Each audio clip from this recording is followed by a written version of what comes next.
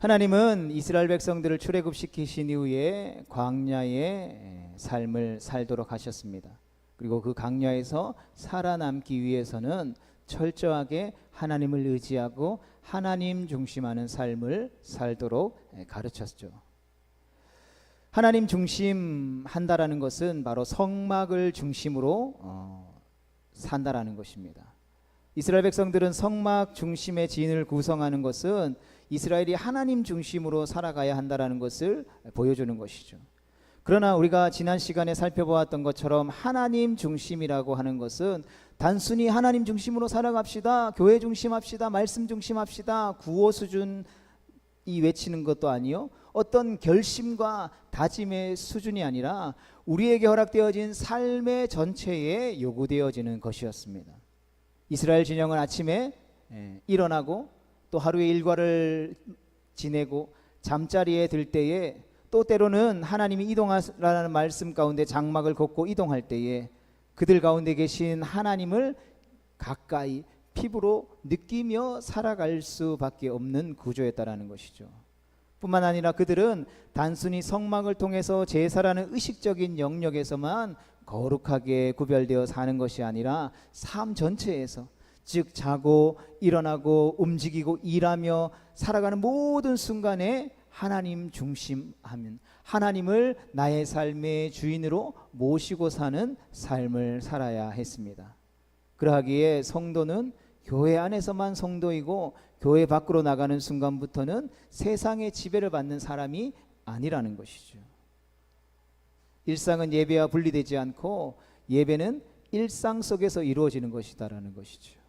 같이 읽어보겠습니다. 시작. 성도의 삶 그 자체가 예배인 것입니다.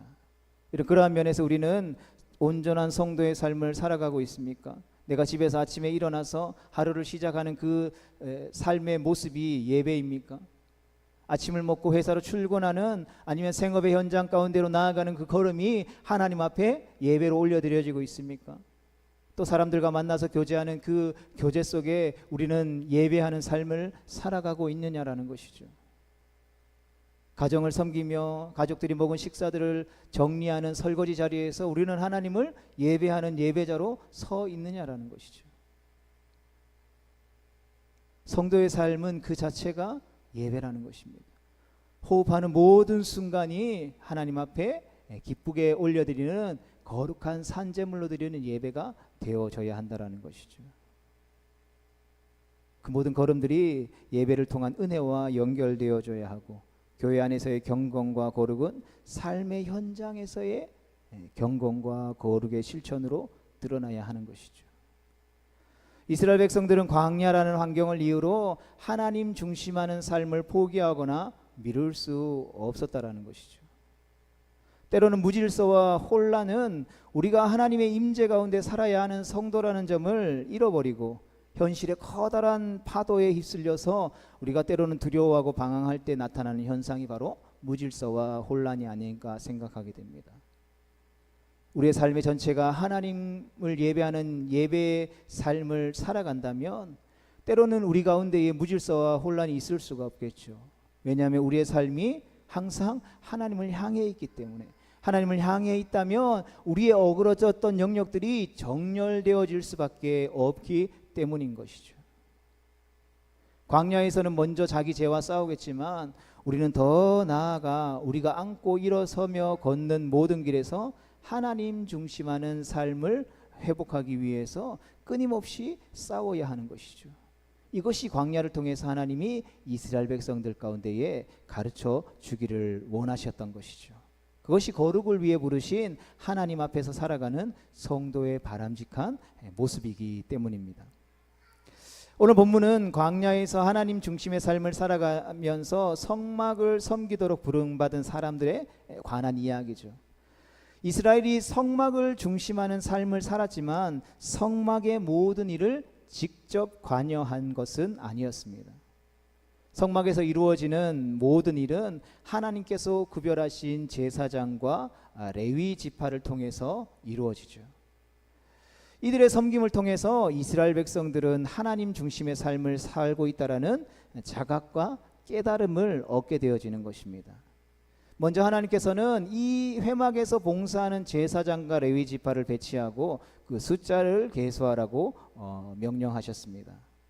먼저 아론의 아들들과 그의 제사장의 역할을 소개하죠.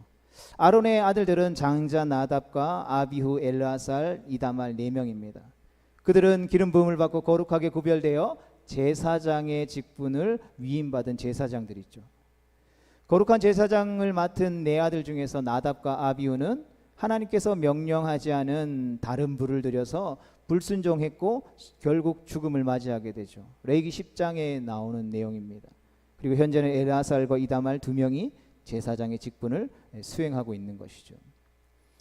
그렇다면 하나님께서 이 광야를 시작하는 하나님 성막을 중심으로 하며 그 성막을 섬기는 이들을 소개하는 그 과정 가운데에서 나답과 아비후의 죄를 다시금 기록하면서 상기시키는 의도는 과연 무엇이겠습니까? 사람은 누구나 좀 나쁜 일들, 이런 일들은 감추고 드러내지 않으려고 하는 것이 보편적이죠. 그것을 꺼내 들었다라는 것은 옛 범죄를 반복하지 않도록 경계를 삼기 위한 것일 것입니다. 하나님께서는 당신을 가까이 섬기는 자를 통해서 거룩을 얻으시는 분이시며 또 제사를 통해서 하나님을 섬기는 모든 백성에게 거룩할 것을 요구하시는 분이십니다. 하나님은 부름받은 이스라엘 백성들을 향하여서, 당신의 백성들을 향하여서도 분명하고도 확신에 찬 말씀을 통해서 내가 거룩하니 나의 택함을 받은 너희들도 거룩해야 한다, 아니 거룩을 위해서 몸부림쳐야 한다라고 말씀하고 있다라는 것이죠. 기름 부음을 받고 거룩하게 구별되었다라는 것은 어떤 특별함을 의미하기는 하지만 그 특별함은 어떤 개인의 특별함이 아니라 하나님을 섬기는 일과 관련된 특별함인 것이죠. 따라서 이 직분에 우리가 불순종한다면 그것은 자신에게도 불행이라는 점을 상기시켜 주는 것입니다. 따라서 하나님께서 구별하신 직분은 하나님의 능력과 성령의 도우심이 없다면 실패할 수밖에 없다라는 것을 기억해야 하는 것이죠. 특별히 목사로 부름받은 제가 잘났기 때문에 하나님이 목사로 세워주셨을까요? 제게 능력이 있기 때문에, 실력이 있기 때문에, 똑똑하기 때문에, 지혜가 있기 때문에 하나님이 구별하여 목사라는 직분을 맡겨주셨을까요? 그렇지 않다라는 것이죠. 연약하고 부족하지만 하나님이 연약하고 부족한 저를 들어서 하나님의 능력과 성령의 도우심으로 하나님의 일들을 감당하기 위해서 부르셨다라는 것이죠. 그리고 이어서 하나님께서는 제사장을 도울 사람들로 레위 지파를 구별하셨습니다. 본문 5절과 10절에 나오는 내용인데요, 레위 지파의 임무는 아론 앞에 서서 그를 섬기는 일이었습니다. 아론에게 시종하라라는 말은 아론을 이렇게 막 떠받들어라라는 의미가 아니라 아론의 직무와 온 회중의 직무를 위해서 도와야 할 것을 의미하는 것이죠. 아론은 직무상 제사장으로서의 직무이고 그가 하는 일은 이스라엘 백성들과 하나님을 화해시키는 중보자, 제사의 일에 충성하는 것이었죠. 또한 이스라엘 자손이 하나님을 섬기기 위해 해야 할 일을 위해서 성막에서 심우하는 것이었습니다. 그러니까 이스라엘 전체의 섬김을 돕는다는 의미인 것이죠. 민수기 2장 말씀을 보면 각 지파는 각자의 지휘관을 두고 있습니다. 하나님께서는 레위 지파에게는 그 역할을 아론과 그의 아들들에게 맡기는 것을 보게 됩니다. 특히 엘르아살은 레위인의 지휘관들의 어른으로 섬기게 하셨습니다. 하나님께서는 레위인들을 제사장의 권위 아래에 두셨다라는 것이죠. 그들은 아론에게 온전히 맡겨진 사람들이었습니다. 이것은 직분과 역할에 따른 것인데 이것을 계급의 높고 낮음으로 이해하는 것은 굉장히 세속적인, 세상적인 견해와 평가와 판단이라는 것이죠. 제사장도 하나님의 주권적인 은혜로 부름을 받았고 레위인도 마찬가지라는 것이죠. 다만 그 하나님의 부르심 앞에 역할적으로 하나님께서 제사장과 그 성막을 섬기는 봉사자들로 구별하셨고 그 관계를 규정해 주셨을 뿐 높고 낮음을 정하신 것이 아니다라는 것이죠. 제사장은 더 높은 위치에 있고 성막을 섬기고 봉사하는 사람들은 더 낮은 위치에 있어 라고 하는 것은 성경적인 가치관과 시선이 아니라는 것이죠. 목사님은 더 높은 계급이고 우리 성도는 더 낮은 계급이야 라고 하는 것은 성경적인 개념이 아니라 세상적인 세상의 가치로 그것을 바라볼 때에 생각할 수 있는 생각이라는 것이죠. 저나 여러분이나 하나님의 십자가의 은혜로 구원받아서 성도가 되었죠. 그러나 직분상 하나님의 일을 섬기는 위치와 또 그 섬김에 협력하는 위치로 우리를 규정해 주셨다라는 것이죠. 그리고 그 관계를 규정하신 하나님의 권위에 따라서 우리가 순종할 것은 순종하고 또 따라야 할 것은 따르는 것이지 계급이 높으니까 따르고 계급이 낮으니까 순종해야 된다라는 개념은 전혀 성경적이지 않다라는 것이죠. 제사장도 하나님의 주권적인 은혜로 부름받았고 레위인도 마찬가지라는 것이죠. 서로 돕고 그렇기 때문에 서로 돕고 연합할 때에 하나님을 섬기는 일은 더욱더 극대화되는 것이죠. 또한 온 성도들에게 회중들에게 큰 유익이 된다라는 것입니다.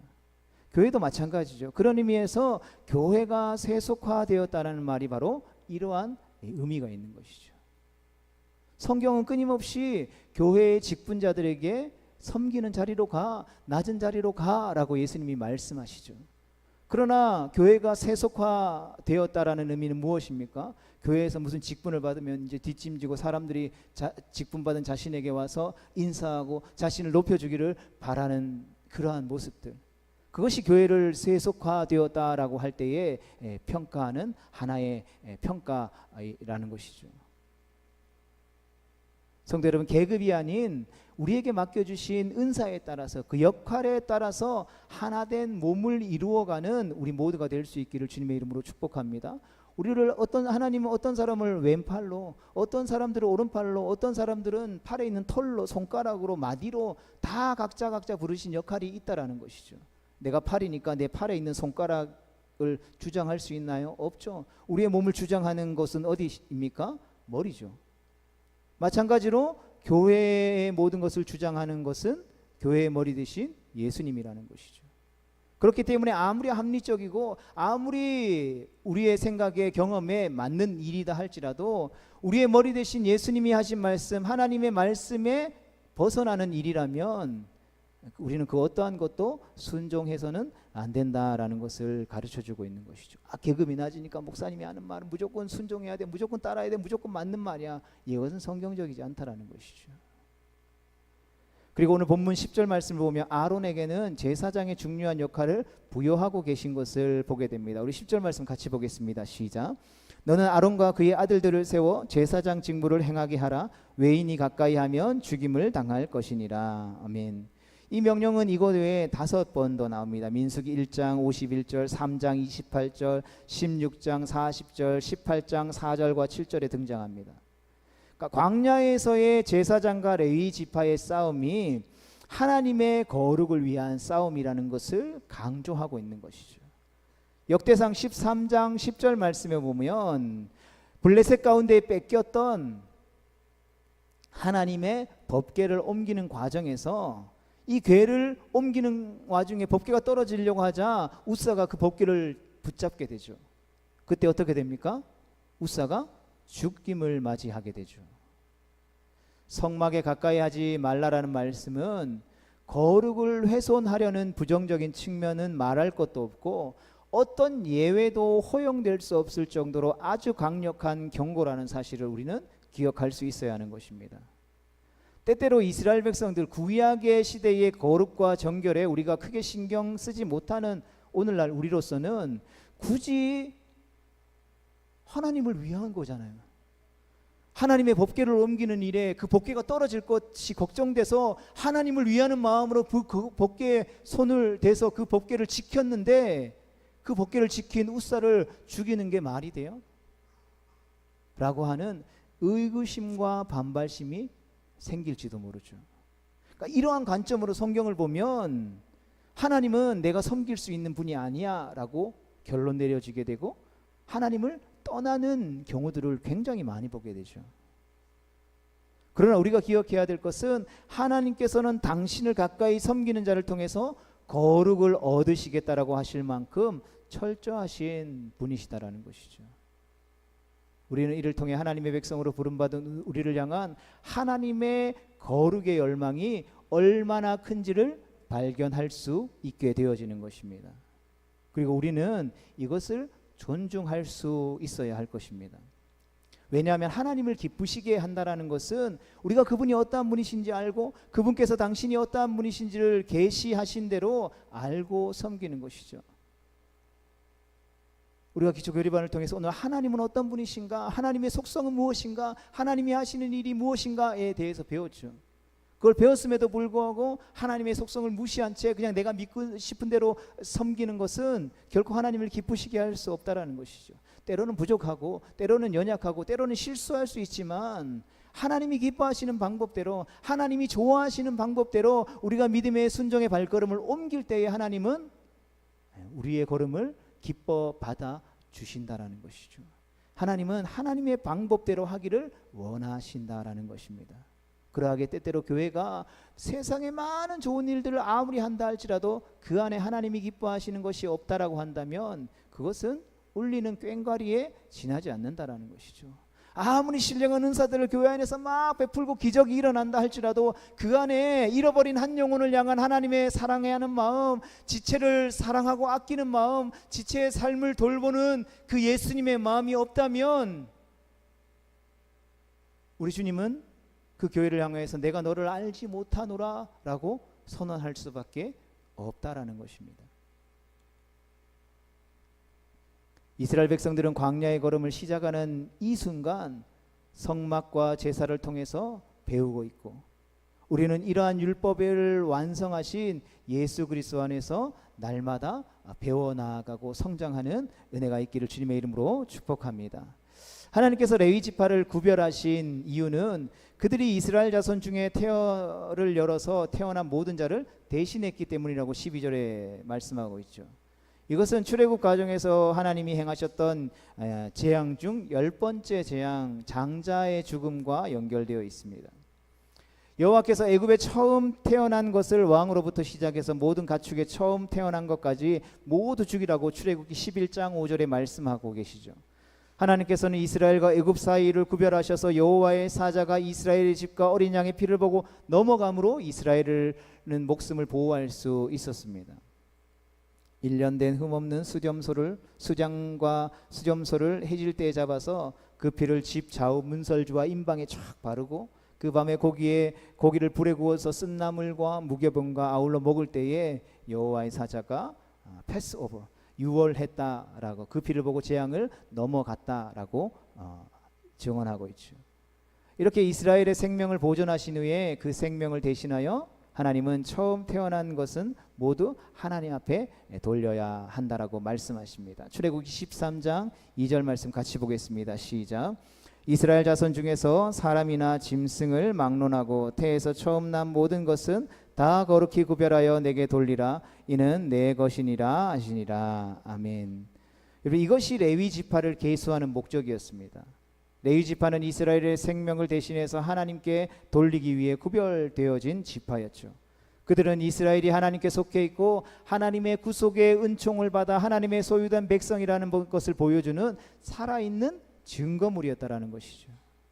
이스라엘은 처음 태어난 장자 그리고 첫 생명을 대신하는 레위 지파의 섬김과 봉사를 받고 있지만 그들을 단지 우리가 해야 할 힘든 일을 대신하는 사람들이 아니라 자신의 생명을 대신하는 값진 일을 하는 사람으로 봐야 했던 것이죠. 따라서 레위 지파의 섬김은 나와 상관없는 것이 아니라 그와 반대인 것이죠. 하나님께 속한 백성은 레위 지파뿐이고 우리는 아니라고 주장하는 것은 있을 수 없는 일이라는 것입니다. 레위 지파의 구별과 관련해서는 출애굽기 32장에서 그들의 성격을 엿볼 수 있죠. 사실 레위 지파도 이스라엘 백성들이 금송아지 사건에 휘말렸을 때 함께 참여한 자들이고 똑같이 금송아지 앞에서 즐거워했던 자들입니다. 그리고 그 금송아지 사건의 가장 큰 책임이 누구에게 있습니까? 아론에게 있죠. 출애굽기 32장 25절 같이 보겠습니다. 시작. 모세가 본즉 백성이 방자하니 이는 아론이 그들을 방자하게 하여 원수에게 조롱거리가 되게 하였음이라. 아멘. 그럼에도 불구하고 백성은 변명의 여지가 없습니다. 이어서 모세가 출애굽기 32장 26절 말씀에 여호와의 편에 서 있는 자는 이제 내게로 나오라 했을 때에 누가 나왔습니까? 레위 자손이 나왔다라는 것이죠. 여러분, 죄의 자리에서 떠날 것을 요구했을 때에 레위 지파가 그 죄의 자리를 떠나 하나님께로 나아왔다라는 것입니다. 그리고 당시의 이스라엘 백성들을 우리가 바라볼 때에 금송아지 숭배자라는 생각을 가지고 막 부패한 광신자들의 모임인 것처럼 우리가 생각할 수 있지만 어쩌면 오히려 그 반대였지 않았을까요? 이스라엘 백성 전체가 200만, 300만이 되는 모든 이스라엘 백성들이 아론을 포함해서 이 금송아지를 보고 우리를 출애굽시킨 우리의 구원자 여호와 하나님이다라고 기뻐하며 그 앞에서 춤추며 즐거워하며 예배하고 있었다라는 것이죠. 막 미친 사람이 막 난리치는 그런 모습이 아니라 굉장히 진지하고도 엄숙했을 것이다라는 것이죠. 왜요? 이스라엘 백성들에게 있어서 하나님은 떼어놓을 수 없는 존재였기 때문에. 그러한 자리에서 모두가 다 맞다고 말하는 자리에서 여러분 혼자 아니라고 말하는 것이 과연 쉬울까요? 쉽지 않다라는 것이죠. 또 마치 교회의 연약함으로 인해서 이단 사이비들이 막 늘어나고 있잖아요. 그런데 이단 사이비들이 얼마나 열심히 전도하시는지 아십니까? 얼마나 성경 말씀, 그들이 말하는 성경 말씀을 공부하고 배우고 알기 위해서 노력하는지 아십니까? 신천지는 뭐 시험 공부 통과해야만 14만 4천에 들어갈 수 있다고 막 거의 뭐 수험생 공부하듯이 공부하잖아요. 그리고 그런 모습을 보면 그런 모습들이 더 진짜 같은 분위기로 보인다니까요. 하나님의 말씀을 하나도 놓치지 않기 위해서 그 말씀을 공부하며 집중하는 그 모습을 볼 때에 그 분위기 안에 있으면 참된 진리가 여기 있습니다, 이쪽으로 나오세요라고 이야기할 때에 여러분 그들이 나올 수 있냐라는 것이죠. 세상 가운데 뉴스에 뭐 하나님의 교회, 뭐 통일교, 뭐 이런 이단들 막 나와서 왜 아직도 거기 이단 단체 있습니까? 나오세요라고 할 때에 여러분 과연 그들이 쉽게 나올 수 있을까요? 참된 진리보다 더 진리 같은 모습으로 살아가고 있는데, 그리고 그러한 분위기 속에서 레위 지파가 나온 거예요. 그들이 뛰어나서 나왔겠습니까? 그렇지 않죠. 성령 하나님께서 그들의 영적인 눈을 일깨워 주시지 않았다며 그들조차도 쉽게 나오지 못했을 것입니다. 성령 하나님께서 하나님 앞에서 자신들의 죄악이 얼마나 큰지를 그들에게 보게 하셨을 때에 그들은 주저하지 않았다라는 것이죠. 오히려 하나님을 선택하는 것을 부끄러워해서 숨거나 하지 않고 부르시는 주님 앞에 있는 모습 그대로 나왔다라는 것이죠. 그리고 우상을 숭배하는 죄를 심판하는 하나님의 도구가 되어 하나님의 칼이 되어 3,000명을 죽이게 되죠. 여러분 이 일을 보고 모세는 다음과 같이 고백합니다. 출애굽기 32장 29절 말씀 같이 봅니다. 시작. 모세가 이르되 각 사람이 자기의 아들과 자기의 형제를 쳤으니 오늘 여호와께 헌신하게 되었느니라. 그가 오늘 너희에게 복을 내리시리라. 아멘. 성경이 이야기하는 진정한 헌신은 뭐 그냥 교회 청소하고 쓸고 닦고 이게 헌신이 아니에요. 모두가 아니라고 말할 때에 이 일로 인해서 내가 손해볼 때, 핍박을 당해야 될 때에, 그럼에도 불구하고 내가 하나님을 선택할 때에, 하나님의 말씀대로 행할 때에 하나님은 그 모습을 보고 그 마음의 중심을 보고 헌신했구나라고 말해준다라는 것이죠. 따라서 레위 지파가 아론 앞에 서서 그들을 돕게 된 것은 그들의 어떤 의로운 행동 때문도 아니요 그들에게 있는 특별한 또 때문도 아니라는 것이죠. 바로 그들을 하나님을 섬기는 자 되게 하시는 하나님의 은혜로운 섭리 때문이라는 것이죠. 죄악을 벌하시지 아니하시고 그들을 거룩하게 하셔서 하나님을 가까이 섬기게 하신 것은 전적인 하나님의 자리요 하나님의 은혜 때문이었다라는 것이죠. 성도 여러분, 오늘날도 마찬가지 아닐까요? 주님의 몸된 교회와 지체들을 위해 섬김과 봉사의 직무를 위해 구별된 교회의 직분자들은, 앞선자들은 하나님의 부르심에 감사하며 직무에 충성해야 할 줄로 믿습니다. 동시에 하나님께서는 모든 성도들이 섬기는 자가 되기를 원하시죠. 성도들은 직분자들의 섬김을 자신들을 위한 것으로 받아서 서로 협력하고 도와가야 한다는 것이죠. 또한 직분자들은 자신들의 섬김이 성도들을 대신하는 것인 줄로 알고 더욱더 최선의 노력을 다해야 한다는 것이죠. 합력함으로 세워가는 교회의 모습이 가장 아름답다라는 것을 우리는 기억해야 할 줄로 믿습니다. 성도들은 말씀을 정리하면서 하나님의 오늘날 이 시대 가운데에 우리를 거룩히 구별된 하나님의 백성 성도로 불러주셨습니다. 이 사실을 우리가 기억하고 다시 한 번 더 부르신 삶의 자리 가운데에서 삶과 예배가 하나 된 산 영적 예배자 되어져서 주님의 나라와 주님의 영광을 위해 쓰임받고 섬기는 헌신자들 되어질 수 있기를, 그로 말미암아 주님 영광 나타내며 주님의 오실 길을 예비하는 우리 모두가 되어질 수 있기를 주님의 이름으로 축복합니다.